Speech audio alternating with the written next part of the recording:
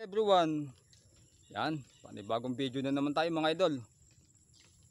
Ayan. So dating venue natin, tayo dito ulit sa bukid magbablog mga idol. So ang topic ko ngayon mga idol ay tungkol na naman sa walang katapos-tapos na digmaan sa pagitan ng Israel at Iran. So ano nga ba mga idol ang mapupura ng isang digmaan na talagang lagi ipinupos ng mga bansang ayaw yata sa kapayapaan? So wala naman, di ba mga idol? Pero dahil nga sa iba-iba ang paniniwala ng tao, hindi natin kayang saklawan ng pag-iisip ng mga taong gusto ng digmaan. Ito mga idol, itong nangyayari sa Iran at Israel ay choices nila yun. Ano man ang ipinaglalaban nila ay wala na tayong pakialam. Pero ano pa man, ay baka nga itong bansa natin ay hindi rin imposible na mangyari din sa atin yung kasalukuyan nangyayari sa Iran. So bakit mga idol? Kasi parang hindi naman sa hinuhulaan, parang nakikita ko kasi sa isip ko ngayong baka ngayong mga katapusan ng July ay atakihin na ng China ang Taiwan. Yun ay kumbaga sa aking pag-iisip lang, parang kasi alam ng gobyerno ng China na abala ang Amerika sa pagtulong sa bansang Iran. So ibig sabihin, kung halimbawa kung lulusob ang China sa Taiwan, para kung kumbaga ibalik ang control sa China mula sa Beijing, ay may hirapan ng Amerika na makatulong kasi abalang-abala nga sa pagtulong sa Iran. So gayon pa man mga idol, tayong mga Pilipino ay kumbaga nalalagay din sa isang alanganin na sa isang walang kasiguraduhan, kasi malapit tayo sa digmaan mga idol. Napipinto na talaga. Kasi itong parang hinuhulaan ko, pinipredict ko. Siyempre prediction lang. Pwedeng magkatotoo, pwedeng hindi. Nitong mga magkakatapusan ng July this year 2025, kumbaga yung China ay kumbaga pagkakataon ng China na atakihin na.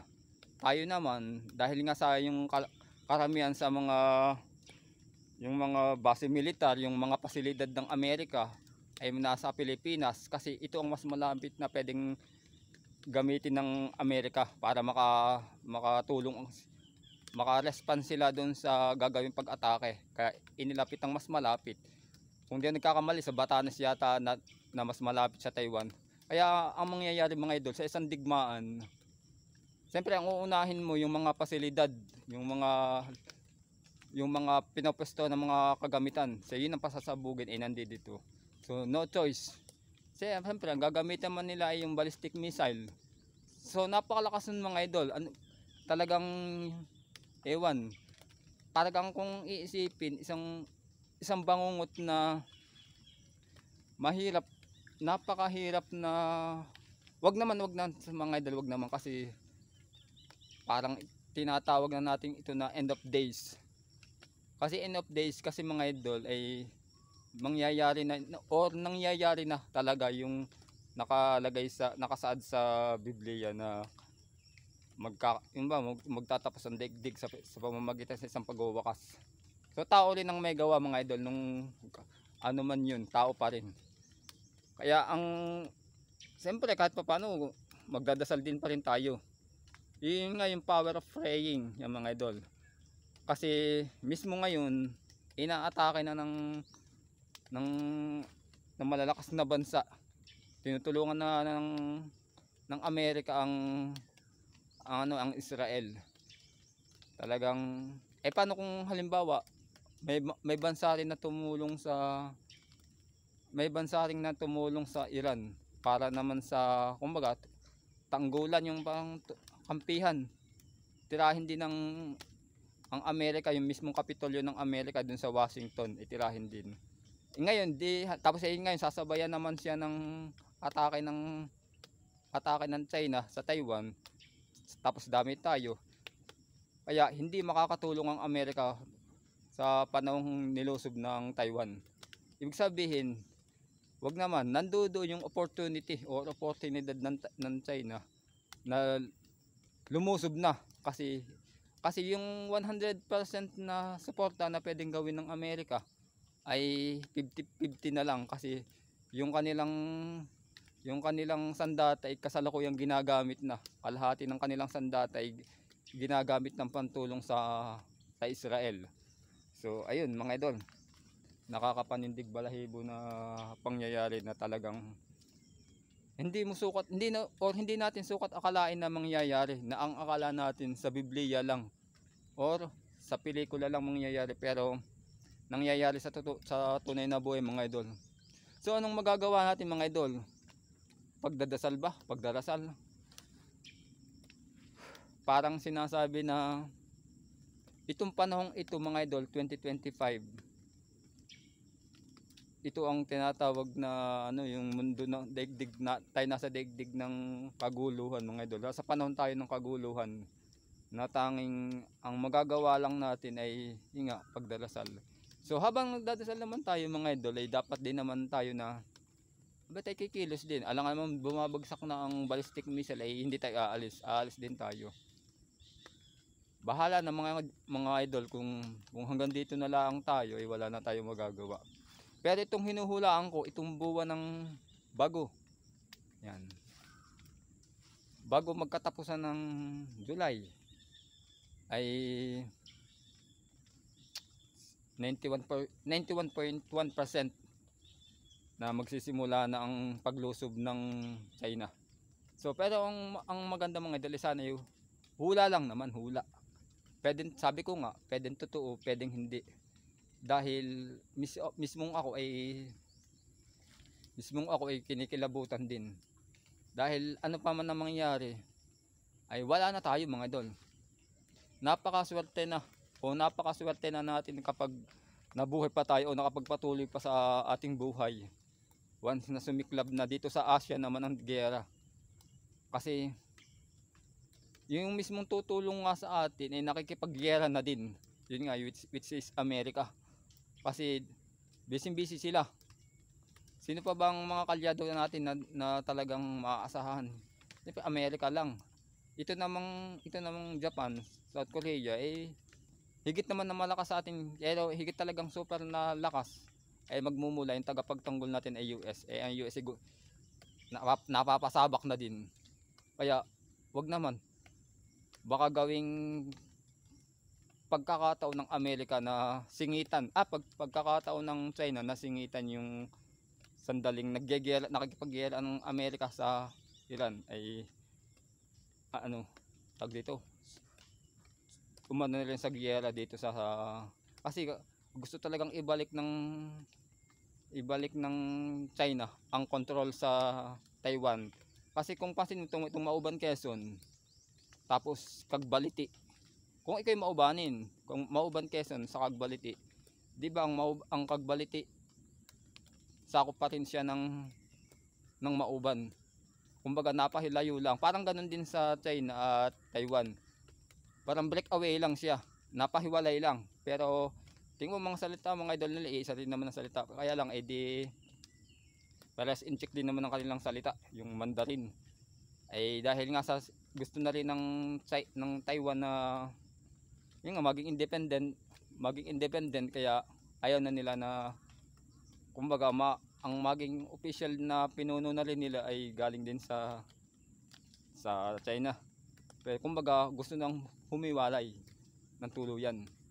So ganun pa man mga idol, yun ay prediction ko lang. Sabi ko nga kanina ko pa sinasabi, hindi ko sinasabing magkakatotoo, at pwedeng hindi, pwedeng oo. Kaya lang so dasal tayo mga idol, dasal. Kumbaga higit na mas makapangyarihan ng Diyos kaysa ano pa mang bagay mga idol. Kumbaga nasa mundo tayo ng makabagong digmaan, kasi kung ang digmaan kasi nung una ay hindi kasi nung nakakatakot yung panahon ng mga 1940s. Hindi katulad ng mga gamit ngayon mga idol, ay talagang ang gamit ngayon ay puro talagang napaka high tech. So pinipindot na lang siya. kaya nga pasabugin ng tag dito, ang isang bayan, isang ballistic missile. Wasak talaga mga idol ang babagsakan nito.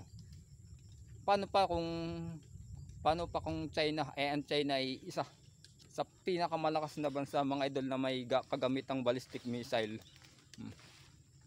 Ngayon naman, pag tinira, isang ganti, ang alam ko mga idol, meron tayong isang Super Typhoon ballistic missile na dinasyon ng Amerika. Kaya lang mga idol, ang problema ay isa lang yata yan, o isa or dalawa. So pag ginamit na yun ay 10 to, ay wala na, tapos na. Ano na lang ang natitira? May mga jet fighter din. Kaya lang ay di sa bagay, hindi naman kumbaga sa diskarte lang ang mangyayari sa digmaan. So ano pa man mga idol, ipagdasal na lang natin na dito naman sa atin sa bansa natin ay wag mangyari.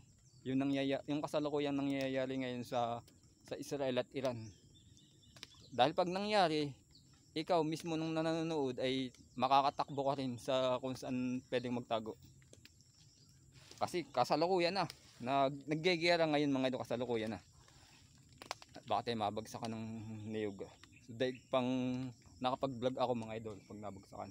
So laging dito mga idol ang aking venue sa ilog. So maganda kasi dito. Ayan, nagtataib siya. Ikot natin para kita niyo mga idol. Ayan mga idol, ayan. Itong ilog. Kasi pag itong ilog na itong tinamaan, ay wala itong ilog na to, sira din ito. Pag dito bumagsak ang ballistic missile, maraming mamamatay na isda dito mga idol. So mabutit makakapamulot ako ng isda dito. Ayan. Pag binagsak ng China ang ballistic missile, sa dami ng isda dyan ay makakapanguha ako. So lakad-lakad tayo mga idol, lakad-lakad. Kasi ang kasalukuyan na naggegera ngayon ng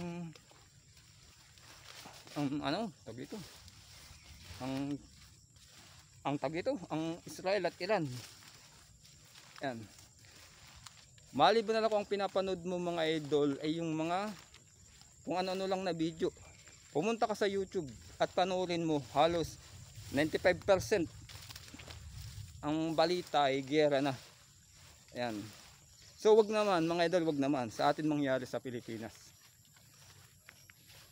Parang akala natin hindi mangyayari na kasulat sa Biblia. So kasalukuyan nangyayari ngayon mga idol, yung sabing yung tag dito, gunaw. Ayun nangyayari na nga mga idol. Kasi ang lakas ng isang ballistic missile ay kayang pasabugin na gunawin ng isang bayan. So wala naman tayong ganung gamit. So bangungot ang mangyayari ito mga idol, bangungot ito. So hanggat maaari wag naman sana mangyari. Kasi pag nangyari yun, tsugi na tayo mga idol. Tsugi na. Matutugi tayo. Nakakapanlaw mga idol. Talagang ewan. Kasi dito kung mga idol kinakantak yung aking pag-vlog kasi maganda ang view dito. Linang kasi ito, linang. Ayan, linang. Dito sa bukid. Ayan. Sandal muna tayo dito sa may puno ng saging. Ayan. Dito muna tayo kasi naambon babasa ang cellphone ko. Ayan. So balik tayo sa topic mga idol, balik tayo sa topic. Ano ang pwedeng magawa ng isang ordinaryong tulad natin na nanonood laang do sa mga binabalitang digmaan? So pwedeng magtago once na pumutok na. Ano pa man, hanggang sa kaya natin gagawin. Yung pagtago, pag nandidiyan na yung ballistic missile. So bahala na mga idol. Siguro naman ay hindi tayo pahihintulutan ng Panginoon na madami sa giyera ng kung sino man bansang gustong manggulo. Talagang hindi ko nga akalan mga idol, nasa pelikula lang nangyayari. Or kaya sa tunay na buhay pala ay nangyayari pa rin ng yung digmaan. So imagine pa lang mga idol, nung sa panoodin mo yung bumabagsak na ballistic, halos parang ambon o ulan na bumabagsak na nagmumula sa kalangitan. So galing pa yun mga idol sa bayan ng sa bagay nangyayari naman mga idol ay gantihan lang naman mga idol ay wala namang mapupura doon sa giyerang nangyayari mga idol eh, kundi buhay. Buhay ang nawawala. So tao rin ang sumisira sa daigdig natin mga idol, sa ating ginagalawan. Tayo ring mga tao. Talagang tanging Diyos na lang mga idol ang pwedeng tumulong sa atin. Talagang habang nanonood nga ako mga idol, ako parang ako na rin ang nakakaramdam ng mga pakiramdam ng mga Iranian or Israel. Hindi pa man dito sa Pilipinas ay sa ibang bansa nangyayari, pero parang ako na rin ang nakakaramdam. Siyempre, what if na nakikita mong ginigera ang bayan ninyo? Saan ka tatakbo nun? So wala, diba mga idol? Kumbaga takbo na hindi mo alam kung saan katutungo. Halos yung mga, kahit kayong magkakapatid or kung ano man, mag-asawa ay kanya-kanyang takbo na kayo mga idol nun. So what if pa kaya kung halimbawa, siyempre may mga Pilipino rin mga idol dun sa ibang bansa, doon nga sa Israel at Iran. So napakahirap mga idol ang paglikas ng mga yun, kasi sarado ang mga paliparan. Kung saan lang sila nagsisipagtago. Kaya mga idol, itong 2025, itong taon na 2025 ay hindi biro.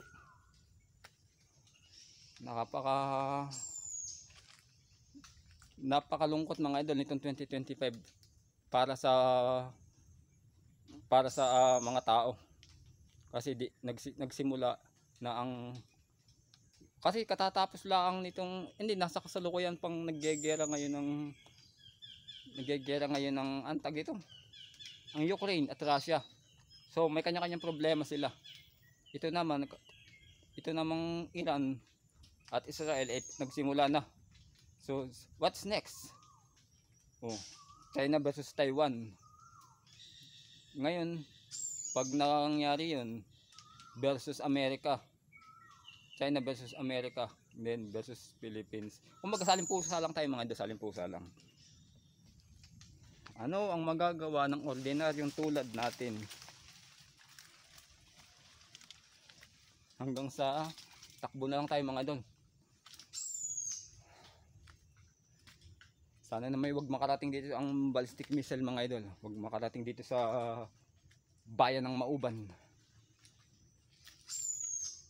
Kasi pag nakarating dito sa bayan ng Mauban Quezon, ay talagang nakakapanindig balahibo mga idol.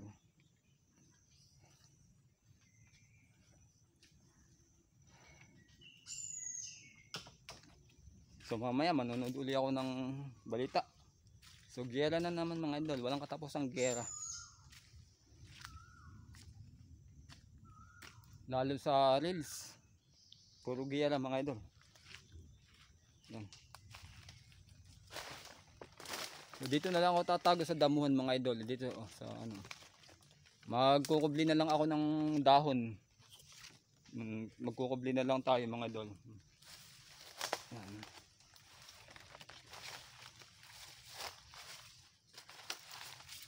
Stop muna sa mga pag video ng mga mukbang. Doon muna tayo sa mga seryosong usapin.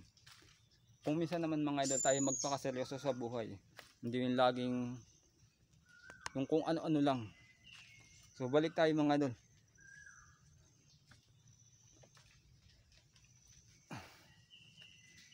Ganito ano mga idol, katawan ng ano, sasa. Ayan to, sasahan ako mga idol, ayan oh.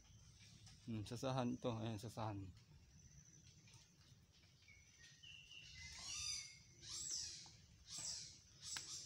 Balik tayo dito mga dalil, huni ng ibon. Kung narinig yung mga isang ibon yun.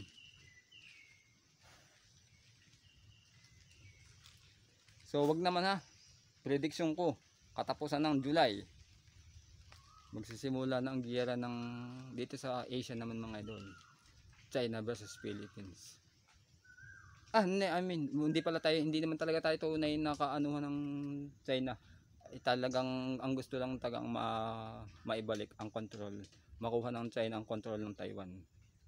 maibalik ay pero sa ang Taiwan hindi naman mapapayag na basta kunin. Ayan. Basta makuha na lang itong mga idol. Kaya tayo ay dasal lang tayo, dasal mga idol. So ganun pa man. Salamat sa panood mga idol. Salamat. Thanks for watching.